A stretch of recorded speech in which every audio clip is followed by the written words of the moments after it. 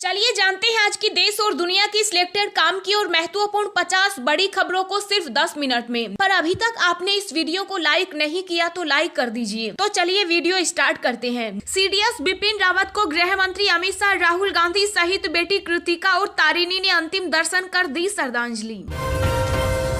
अब ट्रेन में भी मिलेगी हवाई जहाज जैसी सुविधाएं। आपकी सेवा के लिए ट्रेनों में तैनात की जाएगी ट्रेन होस्टेस।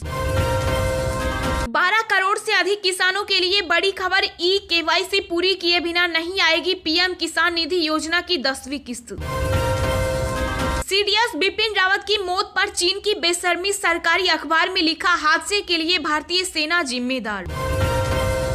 लोकतंत्र शिखर सम्मेलन में बोले पीएम मोदी, कहा भारत लोकतांत्रिक मूल्यों को मजबूत करने के लिए तैयार।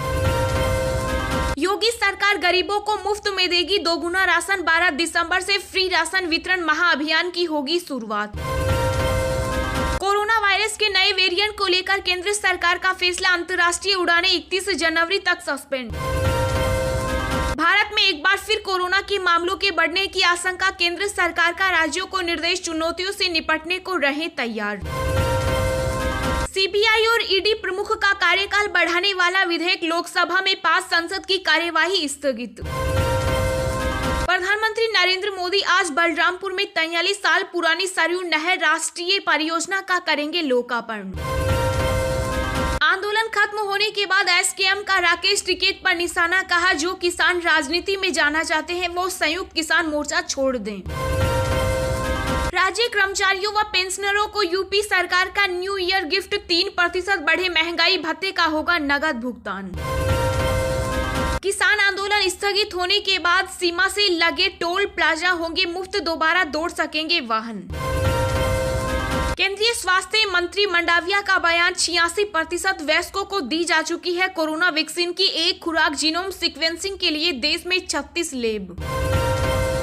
प्रियंका गांधी के दौरे के दिन गोवा के कई नेताओं ने दिए इस्तीफे। बोले चुनाव को लेकर गंभीर नहीं पार्टी। सुलूर एयरबेस का दावा, सीडीएस चीफ के विमान से पहले हवाई मार्ग की जांच के लिए भेजे गए थे 2 चॉपर, लेकिन मद्रास रेजिमेंटल सेंटर का इनकार। भाजपा अध्यक्ष जेपी नड्डा मेरठ में आज प्रदेश भर के 25,000 दिग्गज नेताओं और बूथ अध्यक्षों को करेंगे संबोधित। यूपी चुनाव से पहले सदन में उठा कृष्ण जन्मभूमि विवाद। सांसद ने की यथास्थिति पर कानून रद्द करने की मांग। एमजी 2023 के अंत तक भारत में लाएगी सस्ती इलेक्ट्रिक कार। नेक्सन ईवी को देगी टक्कर। 10 लाख रुपए होगी शुरुआती कीमत। नई तकनीक इंस्ट्रूमेंट लैंडिंग सिस्टम से अब घने कोहरे में लैंड होंगे विमान। गहरी धुंध में भी भरेंगे उड़ान। उत्तर प्रदेश में कोरोना वैक्सीनेशन ने पकड़ी रफ्तार, बना सर्वाधिक टीकाकरण करने वाला प्रदेश। संयुक्त राष्ट्र महासभा में अंतर्राष्ट्रीय सौर गठबंधन को मिला ऑब्जर्वर का दावा। भारतीय राजदूत TS त्रिमूर्ति बोले ऐतिहासिक निर्णय। पंजाब विधानसभा चुनाव के लिए आम आदमी पार्टी ने जारी की 30 उम्मीदवारों की दूसरी सूची। अमृतसर नॉर्थ से लड़ेंगे कुंवर विजय प्रताप। देश में ओमिक्रॉन वेरिएंट के अब तक सामने आए 25 केस। सरकार ने कहा, अंतर्राष्ट्रीय यात्रियों की बढ़ाई गई निगरानी। उत्तराखंड कांग्रेस का फरमान, राहुल गांधी की रैली में विधायकों के दावेदार जुटाए भीड़। टिकट के लिए बढ़ेंगे नंबर। अमेरिका में 16 और 17 साल के युवाओं को लगेगी कोरोना की बूस्टर डोज। FDA से मिली मंजूरी।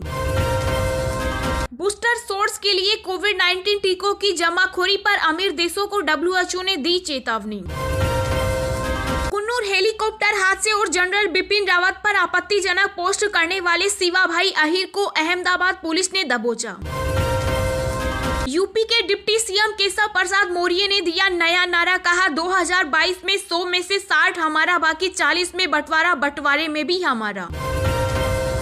योगी सरकार ने की बड़ी कार्रवाई। नोएडा में वाणिज्य कर विभाग के 4 अफसर किए सस्पेंड। ऑपरेशन देवी शक्ति के तहत अफगानिस्तान से भारत आएगा सिख समूह। गुरु ग्रंथ साहिब होंगे साथ। AFSPA कानून को निरस्त करने के लिए विधानसभा में प्रस्ताव पारित करेंगी नागालैंड सरकार। यूपी विधानसभा चुनाव से पहले बीजेपी को लगा बड़ा झटका। पूर्वांचल के कद्दावर नेता चंद्र प्रकाश वर्मा ने थामा बसपा का दामन। पंजाब में कांग्रेस कैंपेन कमेटी चेयरमैन बनाए गए सुनील जाखड़ पर सस्पेंस बरकरार, पार्टी की बढ़ी चिंता। कानपुर में फिर सामने आया यूपी पुलिस का बर्बर चेहरा, बीजेपी सांसद वरुण गांधी बोले यह बहुत कष्टदायक।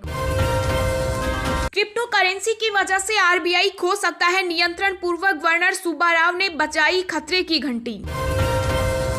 नवाब मलिक ने बॉम्बे हाई कोर्ट से बिना शर्त मांगी माफी, कोर्ट के आदेश की अनदेखी कर समीर वानखेड़े पर की थी टिप्पणी।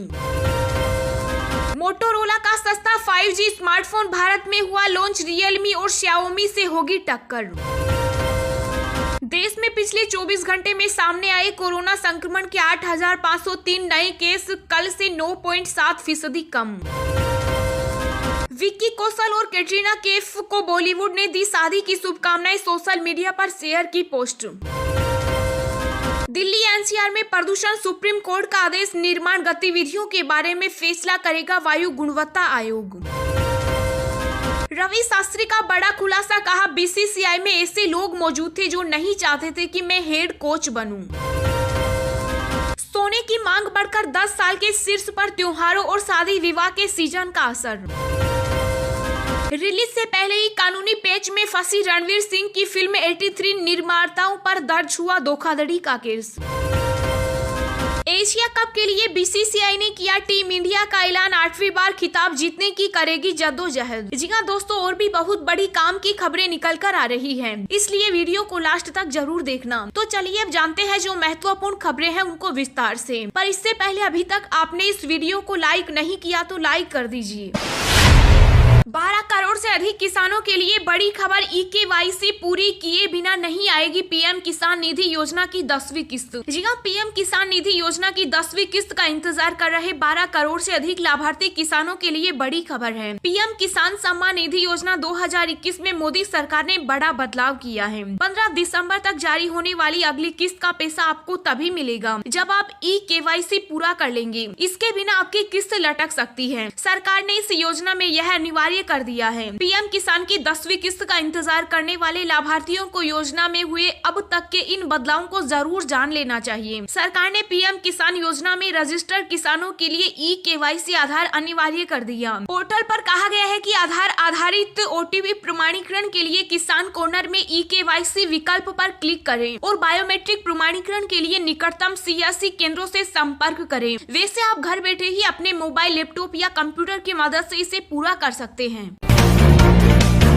योगी सरकार गरीबों को मुफ्त में देगी दोगुना राशन, 12 दिसंबर से फ्री राशन वितरण महाअभियान की होगी शुरुआत। जी हां, उत्तर प्रदेश में 12 दिसंबर से राशन वितरण के महाअभियान की शुरुआत होने जा रही है। सरकार इस अभियान के तहत 15 करोड़ से अधिक राशन कार्ड धारकों को बूस्टर डोज के रूप में दोगुना मुफ्त राशन देगी। देश में अब तक का यह सबसे बड़ा राशन वितरण अभियान है। जानकारी के अनुसार योजना का सीधा लाभ अंत्योदय और पात्र घरेलू राशन कार्ड धारकों को मिलेगा। गरीबों, मजदूरों और किसानों को बड़ा सहारा देने के लिए शुरू हो रही इस अभियान की निगरानी अफसरों के साथ ही सांसद और विधायक भी करेंगे। 12 दिसंबर से शुरू होने जा रहे राशन वितरण के महाअभियान की तैयारियां पूरी कर ली गई। योजना के तहत अंत्योदय राशन कार्ड धारकों और पात्र परिवारों को दोगुना राशन वितरित किया जाएगा। इतना ही नहीं, यूपी सरकार राशन कार्ड धारकों को महीने में 2 बार गेहूं और चावल मुफ्त में देगी। राशन दुकानों से दाल, खाद्य तेल और नमक भी मुफ्त दिया जा रहा है। अब ट्रेन में भी मिलेगी हवाई जहाज जैसी सुविधाएं, आपकी सेवा के लिए ट्रेनों में तैनात की जाएगी ट्रेन होस्टेस। जी हां, भारतीय रेल अपने यात्रियों को बेहतर सुविधाएं देने के लिए जल्द ही ट्रेनों में फ्लाइट की तरह ही ट्रेन होस्टेस को तैयार कर सकती है। आईआरसीटीसी के सीनियर अधिकारी ने बताया कि वे जल्द ही अपनी प्रीमियम क्लास ट्रेनों में ट्रेन होस्टेस की ड्यूटी लगा सकते हैं। आईआरसीटीसी ने बताया कि जिन ट्रेनों में यात्रियों की सुविधा और सेवा के लिए ट्रेन होस्टेस तैनात किए जाएंगे उनमें शताब्दी एक्सप्रेस, वंदे भारत एक्सप्रेस, गतिमान एक्सप्रेस और तेजस एक्सप्रेस शामिल हैं। अधिकारी ने बताया कि लंबी दूरी तय करने वाली प्रीमियम ट्रेन जैसे राजधानी एक्सप्रेस और दुरंतो एक्सप्रेस में ये सेवाएं फिलहाल शुरू नहीं की जाएंगी। आईआरसीटीसी के अधिकारी ने बताया कि प्रीमियम ट्रेनों में होस्टेस की नियुक्ति का मुख्य उद्देश्य यात्रियों को बेहतर सुविधा देना है, जो यात्रियों को बैठने उतरने में मदद करेंगे और खाने पीने की चीजें उनकी सीट पर पहुंचाएंगे। अधिकारी ने कहा कि यात्रियों की सुविधा और सेवा के लिए नियुक्त की जाने वाले होस्टेस केवल महिलाएं ही नहीं होंगी, इनके साथ साथ पुरुष होस्टेस भी प्रीमियम ट्रेनों में यात्री सेवा करेंगे। लोकतंत्र शिखर सम्मेलन में बोले पीएम मोदी, कहा भारत लोकतांत्रिक मूल्यों को मजबूत करने के लिए तैयार। जी हां, अमेरिकी राष्ट्रपति जो बाइडेन की ओर से लोकतंत्र पर आयोजित 2 दिवसीय शिखर सम्मेलन में पीएम मोदी ने वर्चुअली रूप से हिस्सा लिया। इस दौरान पीएम मोदी ने लोकतांत्रिक देशों को अपने संविधानों में निहित मूल्यों को पूरा करने पर जोर दिया। उन्होंने कहा कि भारत विश्व स्तर पर लोकतांत्रिक मूल्यों को मजबूत करने के लिए भागीदारों के साथ काम करने के लिए तैयार है। लोकतंत्र के सिद्धांतों को ग्लोबल गवर्नेंस का मार्गदर्शन करना चाहिए और टेक्नोलॉजी कंपनियों को खुले और लोकतांत्रिक समाजों को संरक्षित करने में अहम भूमिका निभानी चाहिए। इस दौरान पीएम मोदी ने लोकतांत्रिक संस्थानों के लिए वैश्विक स्तर ह्रास को लेकर भी चिंता जताई। अमेरिकी राष्ट्रपति जो बाइडेन ने कहा कि दुनिया भर में लोकतंत्र की मजबूती के लिए नेता और देशों को आगे आकर काम करना चाहिए। राष्ट्रपति बाइडेन ने बार बार इस बात पर जोर दिया है कि अमेरिका और समान विचारधारा वाले सहयोगियों को दुनिया को यह दिखाने की जरूरत है कि लोकतंत्र समाज के लिए निरंकुशता से कहीं बेहतर है। दिन भर की ताजा खबरें सबसे पहले पाने के लिए चैनल को सब्सक्राइब करें और बेल आइकन को प्रेस करके ऑल को सेलेक्ट करें। राज्य कर्मचारियों व पेंशनरों को यूपी सरकार का न्यू ईयर गिफ्ट 3% बढ़े महंगाई भत्ते का होगा नगद भुगतान। जी हां, उत्तर प्रदेश की योगी सरकार राज्य के कर्मचारियों और पेंशनर्स को नए साल पर बड़ा तोहफा देने जा रही है। राज्य कर्मचारियों और पेंशनरों को बीती 1 जुलाई से 3% बढ़ा महंगाई भत्ता व महंगाई राहत मिलेगा। वित्त विभाग ने कर्मचारियों और पेंशनरों को बढ़ी दर से डीए और डीआर देने का प्रस्ताव मुख्यमंत्री की मंजूरी के लिए भेज दिया है। वर्तमान में उन्हें 28% की दर से डीए और डीआर का भुगतान हो रहा है। 3% बढ़ोतरी पर यह 31% हो जाएगा। जुलाई से नवंबर तक के बढ़े डीए के एरियर की राशि कर्मचारियों के सामान्य भविष्य निधि खाते में जाएगी। डीए का नगद भुगतान उन्हें दिसंबर के वेतन के साथ जनवरी में किया जाएगा। भारत में एक बार फिर कोरोना के मामलों के बढ़ने की आशंका, केंद्र सरकार का राज्यों को निर्देश, चुनौतियों से निपटने को रहे तैयार। जी हां, केंद्र सरकार ने राज्यों को नए वेरिएंट को लेकर सतर्क रहने की सलाह दी। केंद्र का कहना है कि राज्यों को भविष्य में आने वाली हर चुनौती से निपटने के लिए तैयार रहना चाहिए। इसके साथ ही दवाओं और ऑक्सीजन के भंडार पर भी ध्यान देना चाहिए, जिससे मामले बढ़ने पर मरीजों को परेशानी न हो। केंद्र सरकार ने राज्यों और केंद्र शासित प्रदेशों से कहा कि ओमिक्रॉन के दूसरे मरीजों तक इसके प्रसार को रोकने के लिए स्वास्थ्य कर्मियों द्वारा उचित सावधानी बरतनी जानी चाहिए और सलाह दी गई कि दूसरे देशों से आने वाले यात्रियों में संक्रमित पाए जाने वालों के नमूनों को जीनोम सीक्वेंसिंग के लिए प्रयोगशाला को भेजा जाए। स्वास्थ्य सचिव राजेश भूषण ने कहा कि इस तरह के मामलों में संपर्क में आने वाले सभी लोगों को तलाश कर उन्हें बिना कोई देरी किए क्वारंटाइन किया जाना बहुत अहम है। संक्रमितों के स्वास्थ्य पर भी नियमित नजर रखने की सलाह दी। स्वास्थ्य सचिव ने कहा कि ओमिक्रॉन के प्रसार को रोकने के लिए संक्रमितों के साथ ही उनके संपर्क में आने वालों की तत्काल पहचान की जाए